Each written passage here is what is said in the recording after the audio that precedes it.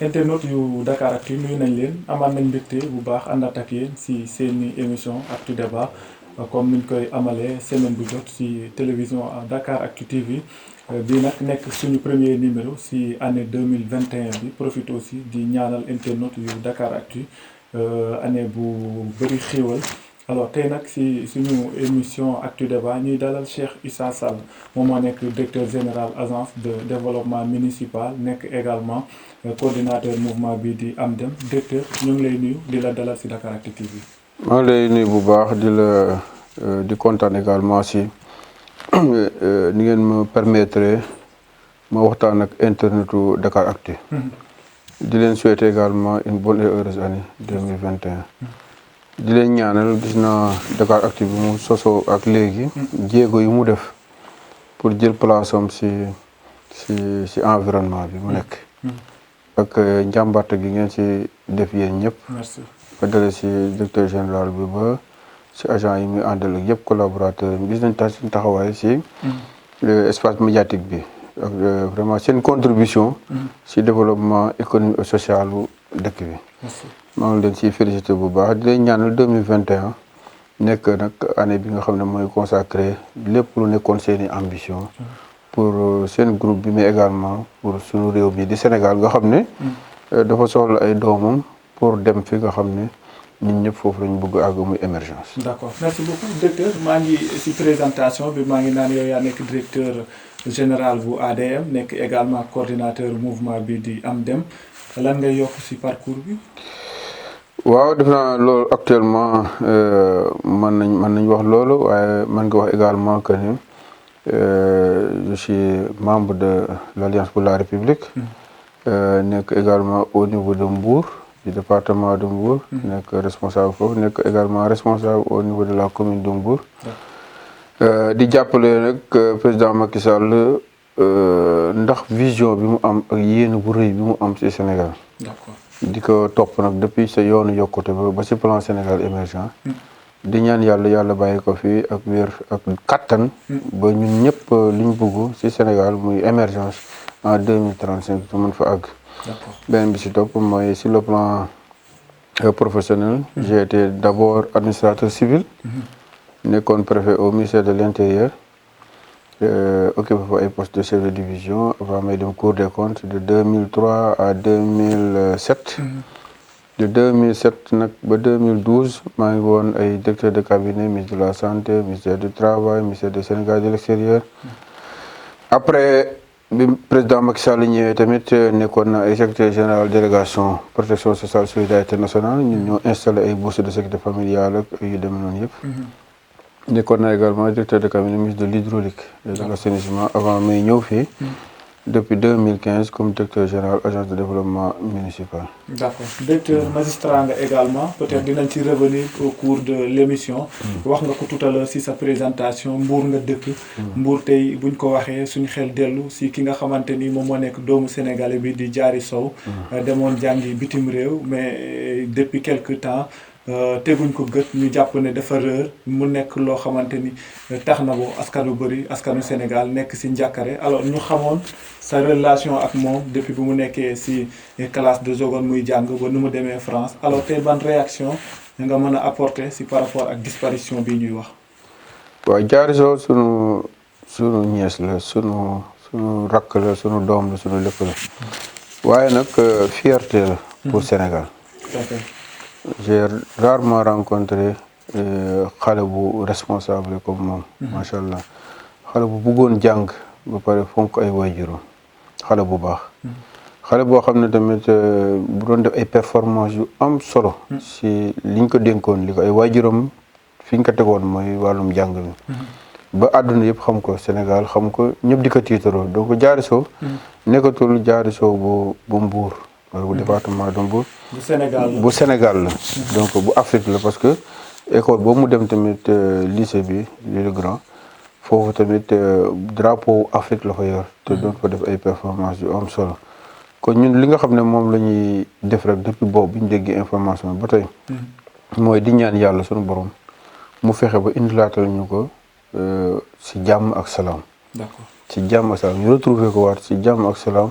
mu continuer waat si yoon boobu mu nekkoon ba ëllëg mu mën ñu indil ñun Sénégal ay satisfaction yu am doole. d'accord boobu ba tey boobu amuñ ci li ci nit ñi di am rek ci ay nouvelles fii ak lañ ci amagum mais daal ñu ngi ci boole nag ay ñaan yu bëree bëri suñu borom.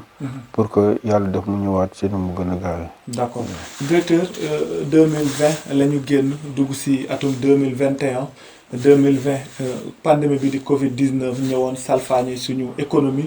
mel na ni 2020 dem na waaye bàyyi na fi 2021 ak pandémie bi di Covid 19 nan nga gisee globalement pandémie bi ak deuxième vague bi li nga xamante ni moom moo nekk tiitaange bu mu jur si askanu Sénégal. waaw pandémie bi moom mbas mi maanaam problème bu mag la. waaye nag suñu borom mooy def lu ko neex rek mu teg ko ay jaamam. bu ko defee nag ñun liñ ci mën mooy comme noonu ñi nga xam ne wàll woowu ñoom la yàlla defal xam-xam. ci mbir mi muy wàllu wér-gu-yaram ak ñi nga xam ne également ci wàllu réew mi ñoom la yàlla dénk pour ñu sàmm askan wi liñ ñu digal rek ñu tegu ci. mooy autorité sanitaire. waaw autorité sanitaire yi ak autorité étatique yi. maanaam fépp fu ñu teg rek luñ ñu def loo maa ngi tàllal sama loxo di ñaan askan wi dinañ tegu ci loolu respecter les gestes barrières. di moytu yenn regroupement yi di moytu joxante loxo yi di raxas sunu loxo yi di takk masque yi di moytu daal li nga xam ne ni lépp dañ koy tere. loo xam ne day favoriser circulation virus bi.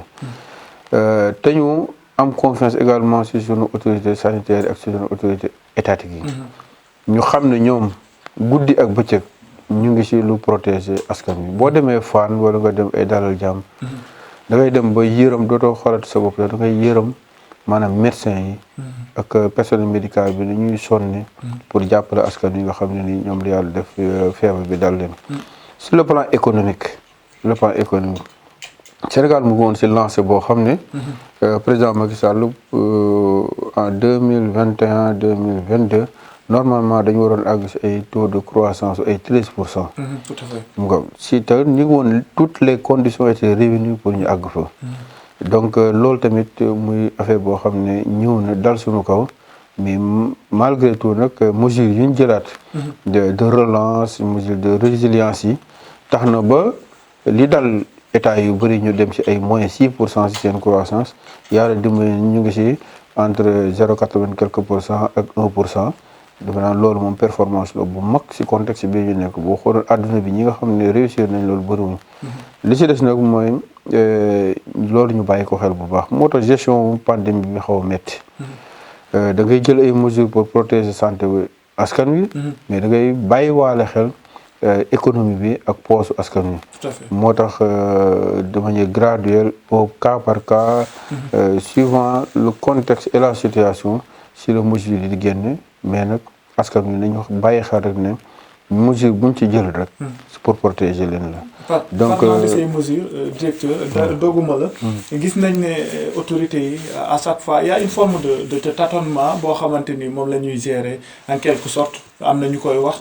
gis nañ ne pandémie bi bu mu commencé mesures yi ñu décrété woon dem à un certain moment ñu assouplir li nga xamante ni moom moo nekk mesures yi demaat nañ avec deuxième vague bii ni jëlaat nañ ay mesures li ci mel ni état d'urgence couvre-feu mais si ñaari région képp lañ ko accentuer li ci mel ni Dakar ak Thiès ñu bëri jàpp ne loolu day firndeel rek li nga xamante ni moom moo nekk tâtonnement bi nga xam ne autorités yi ñoo ngi koy gérer pandémie bi boobu ba tey. waaw mooy ñiy wax loolu xëy na dañoo xamul complexité wu gestion pandémie bii ñu nekk mbas mi feebar la bu bees. feebar la boo xam ne liñ ci xamul moo ëpp liñ ci xam. feebar la bu bett àdduna bi. donc li ñuy wax learning by doing si ngay avancer. si ngay analyser si la borom xam-xam yi di avancer. ñuy ut ay solution pour di régler problème yi. boo gisee bi mu amee ay tuuti cas rek. gis nga mesures yu mag lañ jëloon. yu yaatu. absolument yaa ngi dégg ay confinement ak ay yeneen yu yaatu. actuellement cas yooyu ñu amoon xëy na am nañ 100 fois plus. mais boo gisee mesures yi c'est un peu plus souple par rapport ak mesures yi njëkk yi loolu li ko waral mooy. léegi on connaît mieux la maladie. waaw ñu koy gën a xam ñu koy gën a am expérience. beneen bi mooy tamit du maladie bi rek lañ war a faj. am na yeneen i feebar yu ñu war a faj. feebar bu ci gën a grave nag mooy économie poche nit ñi. parce que nit ñi tamit bu ñu lekkul. bu ñu naanul bu ñu liggéeyul. maanaam non seulement réew mi dina nërmeelu mais bu poche yi nërmeelu nit ñi dinañ gën a feebal ba feebar bi dina leen gën a mën a laal. d'accord est-ce que loolu moo tax expliquer. mu ko yooyu moo tax. toujours dafa am benn kuréel goo xam ne ay borom xam-xam yoo xam ne. fu ñu dem ci àdduna bi dañ leen di considérer comme ay borom xam-xam c'est-à-dire seen xam-xam. amul kenn ku ko mën a werante ci àdduna bi. absolument kuréel googu nag ay discipline yu bëri ñoo ci nekk. ñoom ñooy toog di xelal président. ànd ceeg moom pour que contexte bu nekk ak lu mu laaj ñu jël mesures yi sa war donc amul totalement dañuy analyser situation bi de manière globale xool nag aspect yu bëri aspect économique aspect social aspect culturel aspect religieux aspect sanitaire donc yooyu yëpp la ñuy boole pour mën di jël nag ay mesures de manière graduelle moo tax bi ñu xoolee courbe bi ñu xool ne Dakar ak région de Thiès presque concentré nañ plus de 80% des cas ñu ne ñi fa la mesure yu gën a am doole yi war a dem terewul dans les autres régions le port de masque est obligatoire ñu ngi wax nit ñi nañu raxas seen loxo yi ñu ngi encourager distanciation physique bi ñu ngi tere yenn rassemblement yi ngi demee noonu mais mesures yi gën a corsé yi dañ koy def si situation yi nga xam ne ñoom ñu gën a exceptionnel loolu moo tax muy am différence entre ñi nga xam ne dañoo concentré plus de 80% des cas ak ñeneen ñi nga xam ne xëy na ay 0,5% 2% nangam mais terewul nag les gestes barrières moom ak sensibilisation bi mu àndal ak information yi mu àndal mesures yi mu àndal loolu moom fépp ci Sénégal boo fa demee di nga xam ne ñi nga xam ne ñoom lañ dénk loolu ñu ngi ci taxaw guddi ak bëccëg pour anticiper population. D'accord, parlant toujours de l'économie surtout ak pandémie bi est-ce que loolu mën na justifier mooy manifestation de colère yi ñu noté temps yi ci mbedd Dakar yi ay jeunes génn di jaamarloog ay forces de l'ordre yi. waaw je crois que loolu question épiphénomène la woon en réalité comme ni ko le ministre de l'Intérieur waxee. quelques kii la jeunes xam nga loolu tamit dafay am ci jeunes yi certains jeunes n'avaient pas compris peut-être lan moo waraloon lii mais je crois que bi ñu ko defee benn guddi après presque kenn déggatu ko kenn gisatu ko parce que après ils ont compris que lii c'est pour leur intérêt et que mënuñ ko bañ a def mënuñ seetaan nit ñi ñuy feebar ñuy dee ñu ngi dem ci hôpitaux yi mu am benn encombrement boo xam ne presque am lii pour teg fa yenn maladie sax da ngay am problème bi donc loolu état bu responsable mën ko seetaan. il nous fallait prendre des mesures. et je crois que jeunes yi léegi. peut-être premier jour bi amoon na ay quelques problèmes mais après ils sont revenus à de meilleurs sentiments et que actuellement.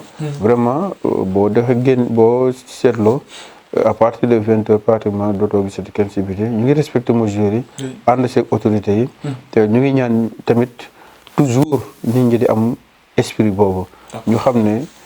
état bi nekku fi contre la population état bi toujours dafay ànd population bi dafay protéger population bi et que mesure bu ñu jëlee pour loolu gis nga. y a des mesures yoo xam ne état bi daf koy laal tamit bu baax. dafay laal poosam les restaurants là dañuy fay impôt. les boîtes de nuit dañuy fay impôt les salles de spectacle dañuy fay impôt. donc bu état bi mënee moom tamit renoncer à ça. c'est pas de son propre gré. c'est parce que protéger askan wi moo ko gënal. impôt yooyu mu war a jël ci activité économique yooyu. kon population bi tamit war nañ xam ne bu état bi defee loolu pour ñoom. kon ñoom ñi nga xam ne ñoom la ñuy protéger tamit war nañ mën a def plus. metti na ñëpp xam nañ ko mais nañu ànd ak sunu njiit yi ànd ak personnel médical bi parce que loo métti loo sa situation métti. boo amee sa xaritu médecin bu nekk ci mbir mi wala xaritu infirmier bu nekk ci mbir mi. di nga fàtte yow sa métti.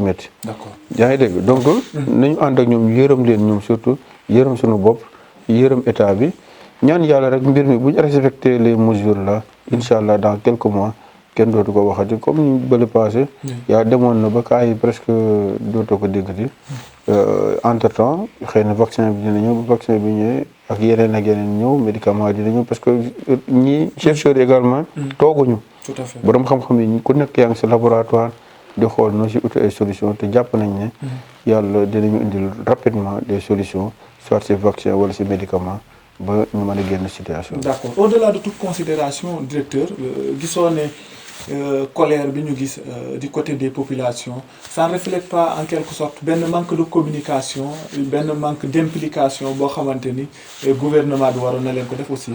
waaw c'est que il faut également bien circonscrire colère boobu ak évaluer ko par rapport ñaata nit ñoo génn par rapport ak ñaata nit ñoom ñoo accepter mesure bi comprendre ko toog seen kër yi jàpp seen ñoom.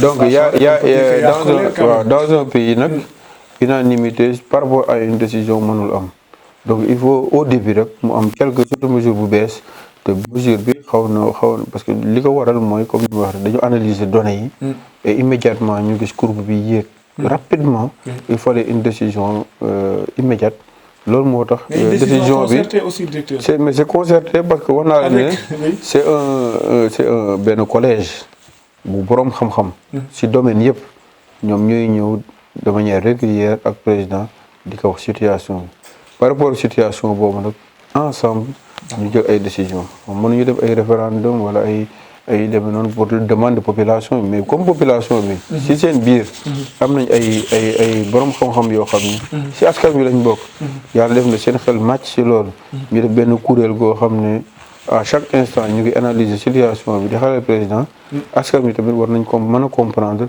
que ñooñu bu ñu xalalee président par rapport à une situation ñu xam ne lii kat c'est pour leur intérêt ñu accepté ko donc manifestation yi amoon au début ñun ñëpp suivre nañ ko mais boo gisee mu yem fa ci benn jour bi kenn déggatu ko boobu ba tey di nga xam ne nit ñi xëy na am nañu amul woon compréhension pas tout le monde am nañu amul woon compréhension ba def réaction mais après ils sont revenus à de meilleurs sentiments te jàpp nañ ne noonu la lépp war a demee daal d'accord internautes yi seetaan Dakaractu yaa ngi seen émission Actu Débat tey ñuy dalal Cheikh Issa Sall moo nekk directeur général ADM agence de développement municipal directeur maa ngi koy wax ci présentation bi yaa nekk coordinateur wala président mouvement bii di AMDEM Agir avec Macky Sall pour le développement de Mbour, c'est ça? Ouais, voilà, directeur actualité aussi, moi, adoption par Assemblée nationale, loi bi nga xamanteni c'est relative à l'état de siège ak état d'urgence, mu nek loi bo xamanteni bari na ciow. Yow d'abord ban jangat nga am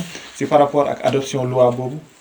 Wa premier jangat bi moy lutax ciow. C'est-à-dire yenn saa yi suñu dëkk bi da ngay dégg rek benn ciow bo xamne après même ñi seq coow bi boo toogee nga ne waa lan moo indi coow bi duñ la mën a jël seen baaraam teg ko ci ne lii moo tax coow bi am parce que ay état d'urgence ak ay état de siège ak yu demee noonu ces mesures d'exception là ñu ngi première loi bi ñu ngi ko adopté en 1969 tout à fait après grève 68 yi donc ay manifestations politiques yu méttee gi nangam c'est ñu ko appliqué woon absolument après ay 88 ak yu demee noonu ñëpp gisoon nañ dëkk bi nu mu meloon ak grève yi ak manifestation yi mu amaatoon beneen état d'urgence je crois mais kenn mësul xalaat ne situation yii ñu nekk nii war na mën a justifier des mesures d'exception pandémie yi fii inondation yi yenn saa yi gis nga nu muy demee ñu ngi ci monde bu doy waar léegi boo xam ne dafa am ay dérèglement partout catastrophe mën na génne n'importe quel domaine dans le domaine sanitaire dans le domaine alimentaire au niveau de la mer ak inondation yi wala leneen lu mu mën a nekk mais bu boobaa état préparé wul actuellement par ak législation bi pour mën a faire face à ces situations là pour état nag gérer c'est prévoir comme ñam nañ bii bu bett ñu yàlla def na ci ay mesures yu ñu jël ba génn ci mais dañoo war a bàyyi xel ne nag yu mel nii ak yeneen yu xaw a méngoog moom mën na ñëw comme loi bële prévoir ko woon mais nañu changer loi bi ñu prévoir ko beneen bi mooy rapidité wu intervention yi dañ ko war a bàyyi xel léegi le monde là noonu la demee c'est-à-dire loo daan def en 10 jours yaa kay fast track loo daan def en 10 jours léegi booy yar sa doom wala sa bopp ngay xalaatal yow lii noo ko mën a defee en 9 jours wala benn jour wala benn demi journée yaa ngi dégg parce que loolu la monde bi laaj sinon rek affaire daf lay bett léegi loolu moo tax léegi comme situation yu bees yooyu amoon une législation bu ko prévoir situation yu bees lu mu laaj tamit si wàllu rapidité intervention ak yu demee noonu. comme loi yu yàgg yi. prévoir ko woon mais ñu ne nañ ut benn modifier loi bi dugal si situation yu bees yi dugal si également li mu laaj si capacité d' intervention si rapidité d' intervention. pour que bu ñu amatee ëllëg ñu mën a intervenir correctement mais loolu lan laale. ay catastrophe naturelle ay affaire pandémie kii sanitaire yu demee loolu lan la laale ak wàllu politique ba ñu imaginer ay ëllëg wala ginnaaw ëllëg sur le plan politique ak yu demee noonu. xam nañ avec qui ils ont affaire. Macky Sall mais c'est Macky Sall waaw. ils ont affaire avec Macky Sall waaw. tout le temps ça n'a pas été rose ak ñoom. ak ñan. ak opposition bi peut-être waaw ils ont raison de s'inquiéter. lu lañuy boo inquiété wu da ngay am raison wu inquiété wu mooy. nañ bàyyi ba président Macky Sall proposer une loi bu jëm si wàllu ay wàllu politique ak ay wàllu élection bi demee noonu mais dañuy nekk am nga dëgër fit moom daa weesuwul nettali géntu jàmbur yaa ngi dégg li mu leen proposé nañ ko analyser objectivement après bu ñuy wax population yi ne y a problème ñu teg seen baaraam si problème bi mais ay imaginaire avec des si mën nañ jël Sénégal gi ñu dugal ko ci benn gurtu. d'accord yaa ngi dégg. donc loolu baaxul ci dëkk bu mel ni Sénégal. gestion pandémie ñuy désinformation. di yàq xelu nit ñi di dugal ay problème fu mu nekkul je crois que loolu jar ñu loi bi. dafa am lu ko tax a jóg te leeral nañ ko ci exposé des motifs beeg yooyu yëpp. ba mu leer ne lii moo ko tax a jóg. boo demee ci dispositif bi tamit wax nañ loi bi exactement. li ko tax a jóg ku koy critiquer. demoo si loolu nga ne Sénégal waru préparer wu pour ay catastrophes naturelles. mais gestion pandémie bi pour ay pandémie ak préparer des catastrophes naturelles est-ce que jar na tamit ñuy dem ba modifier loi bi. d'autant plus que boo modifier looy def parce que amoon na calamité naturelle bu si nekkoon. nous sommes dans un état de droit. te mesure yu mel nii dafay laaj couverture législative parce que. mesure boo ci jël boo nee nit ñi déjà 21 heures da ngeen war a tëdd wala da war leen génn kooku yaa ngi enfreindre seen i liberté. Absolument. donc président moo tax loolu mënoo ko def te demuloo aussi ñi représente askan assemblée nationale ñu jox la loi bu la ko permettre. donc le président ngi décréter état d'urgence. waaw mais li mu modifié wuñ loi. non bii mu décréter nii yëpp. am na base juridique. mais dama ne pour rapidité ay catastrophe yi war a ñëw ak yeneen moo taxoon ñu ne nañu yaatal loi bi adapté ko ci situation bi prévoir yooyu nga xam ne ku nekk xam ne li fi xew léegi. mais inondation yi am en France actuellement ñu ngi en état d'urgence 1er janvier ba 31 décembre je crois. à partir de tey la ñuy nekk ay couvre-feu. yaa ngi dégg. loolu ku imaginer woon ne loolu dina dalaat France. en 2021 nii mais duñ ko mës a gëm. da nga gis actuellement tout est déréglé mais nag si situation bu mel à situation exceptionnelle. mesure exceptionnelle. d'accord mais nañ jàpp rek ne mesures yi lii moo ko tax a jóg parce que loolu moo nekk si exposé de motif moo nekk si dispositif bi bis bu leneen xewee. président Macky Sall décision bu mu si war a jël dina ko ci jël parce que ñëpp xam nañ ko tamit si responsabilité ak ci jël ay responsabilités am par rapport lu mu bëgg a def loo xam ne jàpp na ne lii mooy intérêt wu askan wi mooy intérêt Sénégal. ñëpp xam nañ ne président Macky Sall day dox jëm ci loolu. donc waruñ ko nekk di jéem a xalaatal loo xam ne xalaatagu ko li mu xalaat daal fi mu nekk mooy. on est confronté à une situation X. il faut que ñu jël ay décisions par rapport à cette situation X. et que situation X boobu suba ginnaawaat suba bu ñëwaatee. fekk ñu pare sur tous les plans. pour mën a jànkuwante moom. situation exceptionnelle mesure exceptionnelle. mais jàppoon ne situation exceptionnelle bu nekk assemblée nationale tamit son avis compte. waaw tey ñu dem bo. non mais assemblée nationale. parce que mën nañ décréter à tout moment état d'urgence. assemblée de couvre-feu sans autant que ñu jaar assemblée nationale. mais toujours dinañ ñëwaat si assemblée nationale.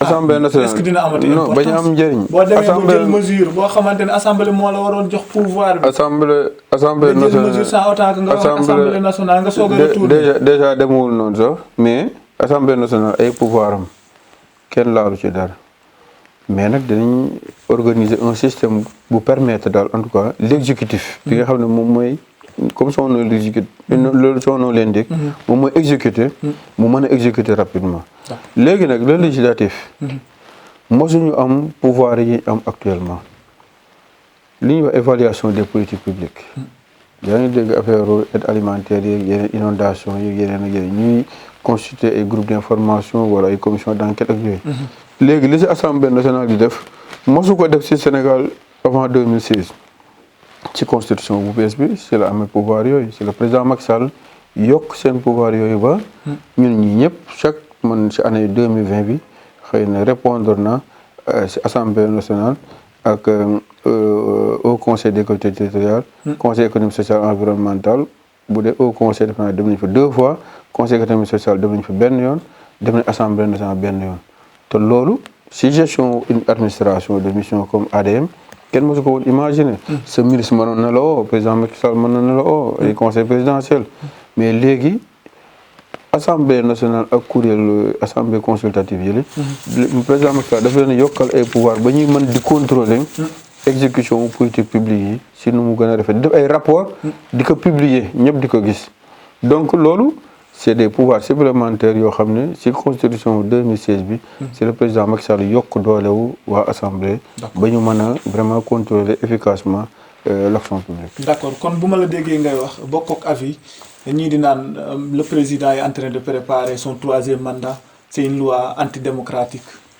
mais fan la waxee loolu président Macky Sall li mu wax si mbir moomu leer na c'est-à-dire fi mu nekk talugul loolu li mu tal mooy en 2019 dañ ko élire avec plus de 58% avec un programme liggéeyal ëllëg ba pare nag mu ñëw fekk fi contexte bu xaw a difficile mu mbas meeg li mu àndal léegi nag loolu mënoo ko boole ak ku ne la xëy rek nga uyu ko wala ñu lay orienté si ay débat yoo xam ne daf lay retardé sa rythme liggéey li nga xam ne moo ci am alerter aussi non mais alerte mooy lan alerte mooy nañ ko alerter si parce que waxoon nañ fi nañ gérer Covid bi nañ ko alerter nañ ko alerter mu am ay deal politique deal politique mooy lan deal politique mooy lan dem ba retrouver jël les teneurs de l'opposition dugal leen si pouvoir bi non deal politique bu fekkee mooy woote ne lii ñëpp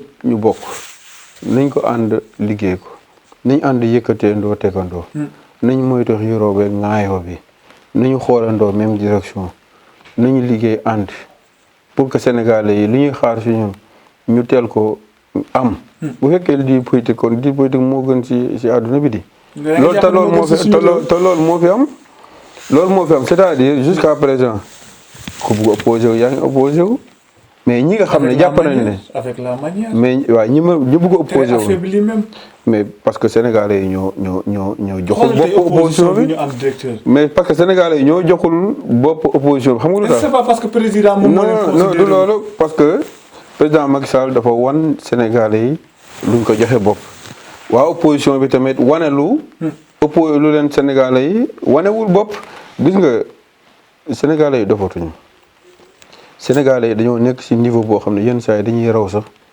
opinion bi leen nit ñi bëgg teg wala opposition bi fi leen bëgg a yóbbu wala même yenn saa yi ñun dirigeants politiques yi fi leen bëgg a yóbbu sénégalais yi seen intérêt xam nañ ko xam nañ li ñu bëggal seen réew xam nañ kan mooy doxal seen réew gis nga dama doon jóge fii man di dem Yoff Tongoor yaa ngi dégg je faisais xam nga ñaata heure su ma jógee fii pour dem Yoff Tongoor sama mbokk yi lébu yi foofu mais léegi da ngay dem auto pont yi ci VDN bi nga dem Yoff Tongoor fekkati fa benn pont boo xam mais Sénégal leen jox doole jox leen financement jox leen ay loi mais am na ñuy def am loolu yëpp te duñ def li fi président Macky Sall def léegi nag Sénégal yi bu fekkee loolu moo taxoon ñu fal président Macky Sall ñu gis ko si loolu wala gis ko sax lu ëpp si loolu ñu taxoon ñu amoon yaakaar bi ñu amoon si moom mais c'est normal que ñu jox ko bopp c'est normal que opposition yi ko doon ŋàññi dem ñu gis ne kat maanaam finalement yoon bi mu ñoom ñëpp ñu xalaat ne moo gën si Sénégal président Macky Sall foofu la nekk ñu ñëw fekk si ko loolu tamit c'est parfaitement normal ñi nga xam ne amaguñu xel moomu tamit ñoom ñu ngi si opposition bi amul problème mais bu Sénégalais yi xoolee ne ñi ànd ak daal président Macky Sall ak ñi mu àndal moo gën a wóor moo gën ci Sénégal ñu jox bopp président Macky Sall. jàpp ne opposition bi dañu nekk di leen divertir wala yu demee noonu ba tax ànduñu ak ñoom.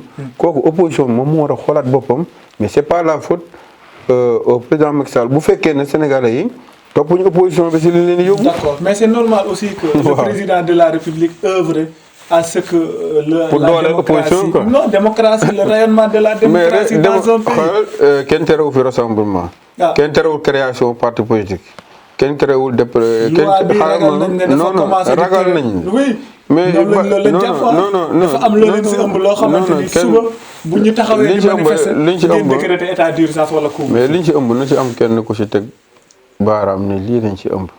comme loolu amagul mënaguñ ko parce que communiqué mais loi bi communication bi nit ñi soxla dégguñ ministre bi génn yàbbi ci loi bi gis nañ ko assemblée nationale assemblée nationale nag mooy dafa génn waxul dara loo xamante ni lu mën a leer lu askan wi mën a téye gis nga député yi interpellation yi ci dem dégg assemblée nationale mooy milieu bi gën a approprié pour atteindre la population sénégalaise parce que foofu le représentant ou population bi nekk. mais boo fa demee waxoo leen li leer tamit. non ba ñuy wax lu leer bu ñu waxoon lu leer kon dina demee nii mu demee. majorité yaa ngi dégg leer na nañ li ci des mooy. président Macky Sall. du rôle am mu jël opposition bi dooleel leen. wala yu demee noonu loolu du rôle am li nga xam ne mooy rôle am mooy may leen possibilité wu exprimer wu def lu seen i manifestation wax ak askan wi ñu ngi créer ay site ñu ngi créer ay chaîne de télé ñu ngi am ay rajo ñu ngi dem ci plateau yi ñu ngi wax lu leen neex loolu la mën mooy assurer les conditions de l'exercice libre de la démocratie loolu la mën li ci des nag mooy moom tamit dafa am li ñuy wax majorité présidentielle ba pare amoon lu mu seq population bi amul lu mu leen waxoon am lu mu bugg relation ak population mel loolu tamit kenn mënul empêcher au président Macky Sall ak ñi mu àndal ñu fexe ba contact boobu ak relation de confiance boobu mu am ak population bi mu gën ko yaatal. D'accord. yaa ngi dégg loolu moo waral mu commencé di ci def ay pas yu bëri muy en plus de ñi mu àndal nga gis ñeneen ñëpp di ñëw vraiment cercle bi di gën a yaatu cercle opposition bi di gën a ndaw loolu tamit bu amee situation la xëy na ëllëg mu change mais pour le moment li nga xam ne moom moo am mooy ne cercle moom mu ngi gën a yaatu opposition bi mu ngi gën a ndaw ñoom nag ñoo war a xoolaat seen bopp xool ban taxawaay la ñu am pour jéem a génn situation boobu ñu nekk mais président Macky Sall du moom mooy dem di jéem a doolelaat opposition bi di leen yëkkati sous prétexte que dafa war a am équilibre entre opposition pouvoir non nga élection yi di ñëw bu ñu mënee am 90% dañ koy def te loolu du wàññi dara ci. te ragaloo boo leen demee sax 98% yooyu ngeen dem ba ay 28% mu nekk nii parce que. dem 28% yow yaa wax léegi ne opposition bi existé tul kay opposition bi existé tul naka la mën a amee. population mën nañ leen mere. waaw mais yaa ngi ne population bi. population bu ñu leen meree opposition amut. mais population bu ñu leen meree ñu sanctionné leen. population bi moom bu ñu la meree mooy opposition bi day am doole. waaw.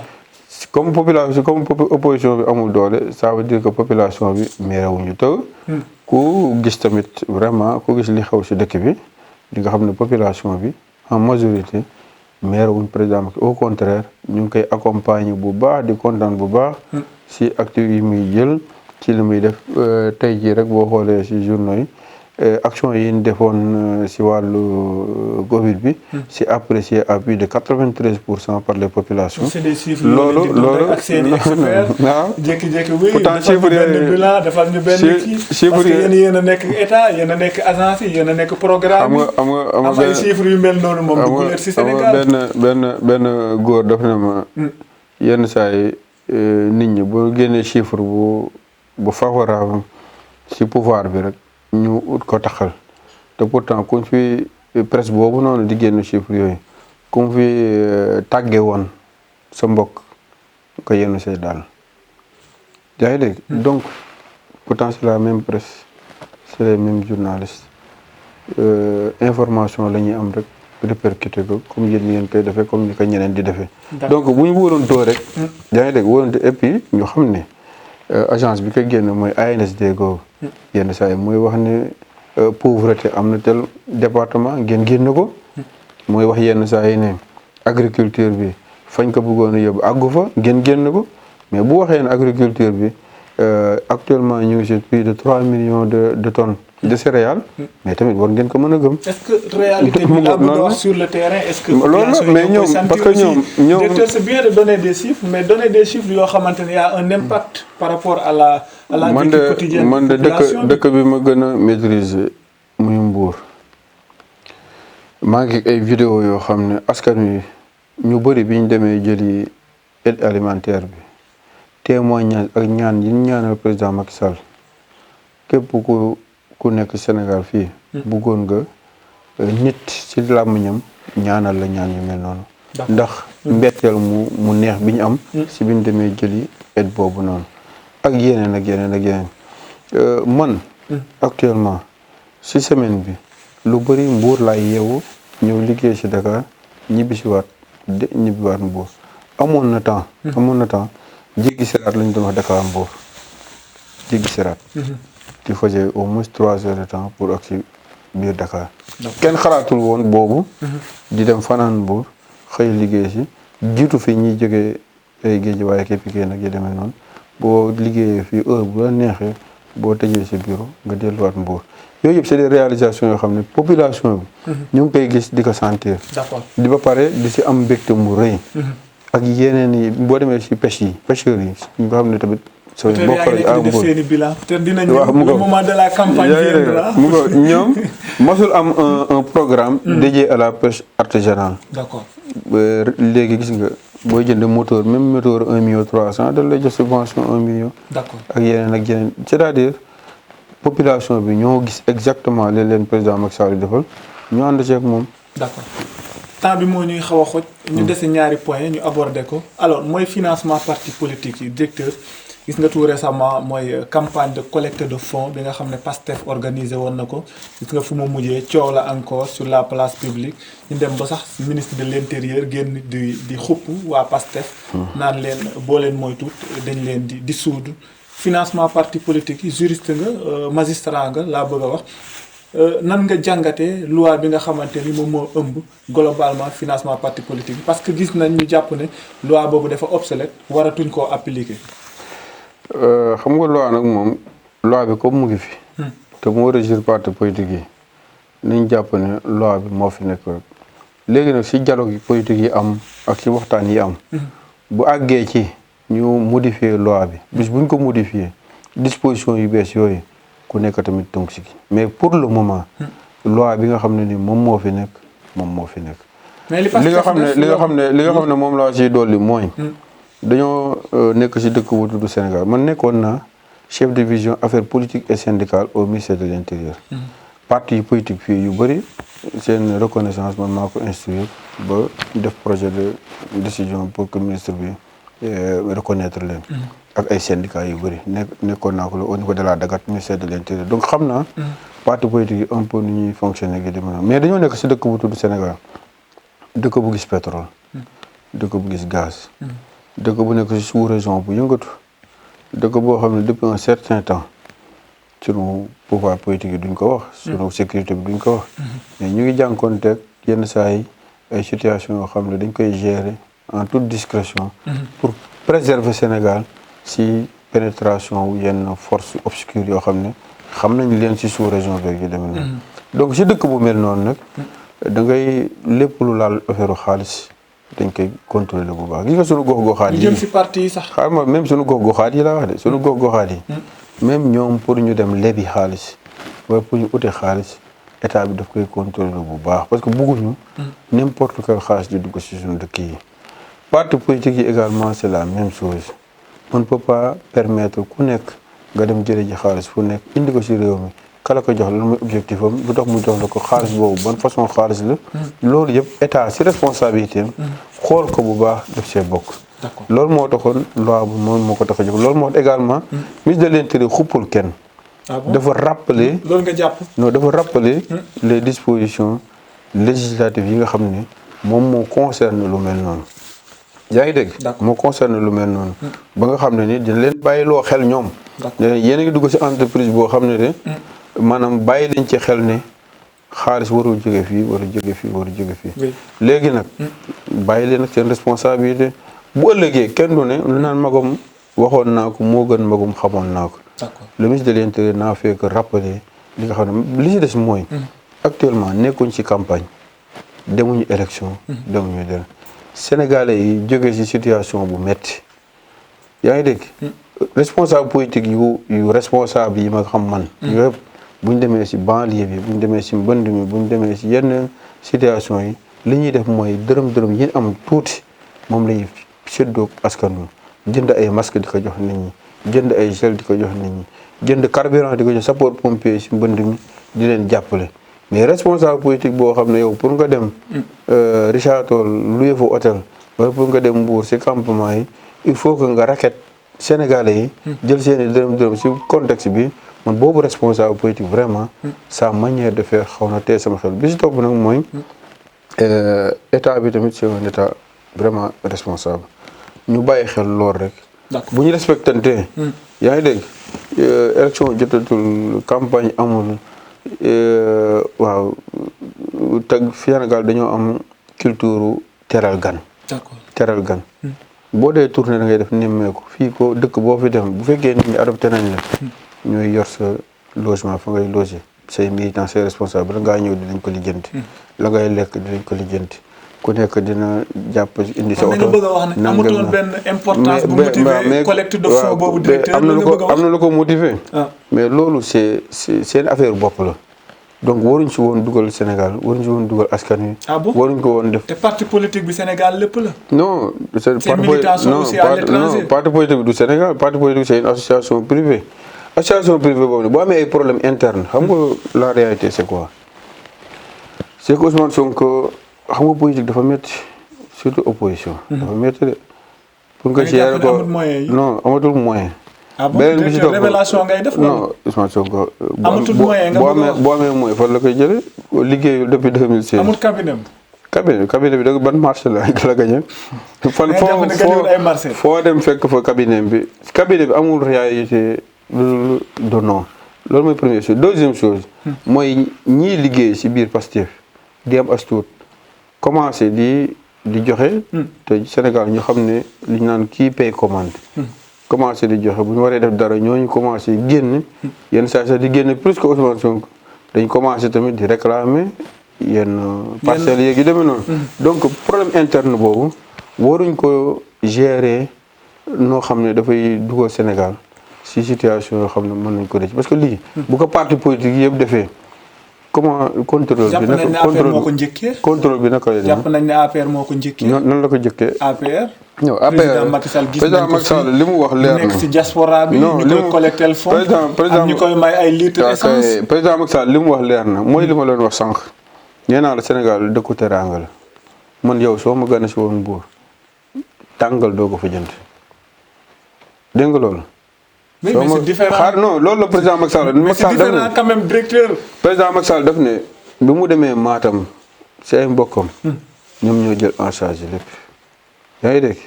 ñoom ñoo def lii ñoom ñoo tamit du ay partisans ñoo jël mais bii da ngaa toog def sa benn campagne. waaw mais il a senti nécessité bu woote. fundraising may lay ñu xaalis jàppoon dafa sentir nécessité may lay ñu waaw mooy nécessité mooy li ma la mooy boo amatul mooy politique. si sa biir parti ñeneen ñooy financé ñooñu commencé di am ay kii parce que foofu léegi xam nga day am ay. waaw Sénégal moo demee noonu. c'est-à-dire ku ëmb sa sànqal rek ëmb sa sutura. donc yooyu la mais président Macky Sall li mu def noonu mooy da ngay dem si dëkk bi dama leen di nemmee ko si. boo demee ñooñu ku am gan di nga yokk dépense ku am gan tëraani loolu moo am Sénégal loolu moom si suñu culture yi. mais damay dajale. may leen ma surtout contexte bi mu ko defee moo doy waar contexte bii. yow boo dee dem seen quartier. yaa ngi dégg yaa ngi xalaat leneen lu dul dem jël seen weccet bi ñu yor yaa ngi xalaat masque yoo réservé pour jox leen yaa ngi xalaat participer si nangam ñi nga xam ne seen liggéey soo waxee na noo leen di jàppalee boo demee yenn quartier fekk fa ndox di sapeur pompier bi di deewoo yaa ngi xalaat yow quelques litres essence yoo ko mën a jàppalee loolu actuellement tous les responsables même ñi politiqueul ku ci dem ci sa dëkk wala ngay dem sa quartier loolu moo nekk sa préoccupation. D'accord. mais ci contexte boobu nga ne. da ngay dajale dërëmu jàmm nit ñi. c'est-à-dire esprit boobu ba pare Pastef dañoo war a moytu Pastef ak xaalis c'est-à-dire saa bu ñu leen déggee. ci problème xaalis la affaire ay enregistrement illicite yi affaire xaalis la affaire Atlas Mercalex yi affaire xaalis la c'est-à-dire saa boo leen déggee affaire impôt yi ngay dégg ñëw affaire suuf yi ngay dégg ñuy wax ñoom saa boo leen déggee rek ci affaire xaalis loolu dafay tiital askan wi nañ leen di dégg ci ay programme di leen dégg ci jàppale askan wi di leen dégg ci ay initiative sociale ak yu demee noonu di leen dégg ci xeex pour démocratie non mais soo leen déggee moo leen ëpp stratégie de directeur saa ba non moo leen ëpp stratégie de yéen ba leen di xalaat fii moom moo nga fële fu mu jaar yenn saa yi ngeen topp si ginnaawam sax non fu mu jaar laa fi muy jaar ba ëpp ñu stratégie laa xam parce que directeur dem nañ ba ne sax ministre de l'intérieur dañ ko yónni dafa am ko bëggoon wax mais mënu ko wax mu yónni ministre de l'intérieur moom lu ko soxal jamono ji si li ñu wax mooy fexe bu faagaagal parti bii di Pastef waaye faagaagal Ousmane Sonko ba nga xam ne dootul mën a bokk si benn élection fii si réew mi est-ce que jàppoo ne ni ngay raisonner nii est-ce que y a pas anguille sous roche. dañ ko yónni mooy lan. c'est-à-dire xam nga tamit yenn saa yi doo comprendre parce que dañuy jël nit jox ko li Thione Seck doon wax dañuy jay ginaar ba muy mbëkk te ginaar bu mbëkkee ginaar loosam dëgërul ginaar bu mbëkkee loos bi day damm c'est-à-dire Sénégal ku nekk dañu la jox sa fi ka toll rek fii maanaam opposition bi dem nañ fi ay élection yu bëri Ousmane Sonko élection bi passé il n'était pas deuxième. Est-ce qu'il il était troisième. Il était troisième. Première participation. Il était troisième. Étant jeune il était troisième également. dans un contexte boo xam ne. ay ñoom Khalifa Sall nekkuñ fa woon Karim Wade nekk fa woon ak yeneen. donc il faut savoir raison garder ba pare moom actuellement. amul maanaam lu war a mën a tax dans la formation d'un gouvernement ñu war a jël une personne dédiée. pour ñoom donc loolu amul yaa ngi dégg parce que du dara lu mu wane loo xam ne nii. stratégie war na mën a non. jaxase loo leen plan yoo leen teg mu jaxase ko. ba nga xamante ni da ngeen di dem ba à un certain moment da ngeen di jaaxle sax naan booy bi vraiment foog ñu xool. non loolu amul c'est-à-dire foo ñu loolu yéen journalistes yi xëy na mën ngeen toog di ko xalaat mais au niveau de l'État ñu ngi si yeneen i stratégie ak yeneen i xalaat. pour jëlee réew mi fii yóbbu ko fañ ko bëgg a yóbbu. D'accord. mais une seule personne wala ku nekk yaa ngi wax léegi ci commencement bi ngeen opposition presque existé tout te loolu mooy réalité bi existé tout parce que actuellement plus de 80% du poids politique. mu ngi ci benn boor. beneen boor bi chaque jour mu ngi wàññeeku. yaa ngi dégg. te kanam la jëm. donc ñun dans ce contexte là pourquoi élaborer des stratégies pour une personne wala même nommer un ministre de l'intérieur le ministre de l'intérieur là bii fi nekk nii vrai ministre de l'intérieur la ñu am sur tous les plans un ministre de l'intérieur sénégalais un ministre de l'intérieur jeune un ministre de l'intérieur intelligent maag moom ñoo bokk première année droit ba dem ENAM muy def magistrature de administration générale ñoo àndoon stage Saint-Louis xaaral ma la gis nga dama la bëgg a xamal rek dama la bëgg a xamal ne gis nga un vrai ministre de l'intérieur la ñu am si wàllu yëpp personnalité fulla xam-xam yaa ngi dëgg xam boppam xam état un juriste nag un juriste boo xam ne ku jàkkaarloog moom si wàllu droit li nga xam ne jàkkaarloog nga ak un vrai juriste gis nga bu ñu demee ba si kanam di ngeen ko gën a découvrir on a un vrai ministre de l'intérieur te incha allah ñun li ñu koy ñaanal mooy mission bi mu yenu ni yàlla jàppale ko mu am si ndam bu rëy. directeur kon da ngay écarter idée bi ñuy wax seen taxawaay mooy écarter. non loolu gis nañ fi audio bi loolu de préoccupation gis nañ fi audio bi mu bëri coow. nga jékki-jékki génnee ko. pour affaiblir ko. non c'est pas pour affaiblir ko c'était pour rétablir la vérité. ah bon. mag moom ñoo ànd. mais coow bëri na. directeur yow doo neutre rek nga bàyyi leen ñoom ñu joué seen i combat non man ma neutre parce que nee nga Sonko sa xarit la. je suis au centre xam nga je suis au centre de l'affaire.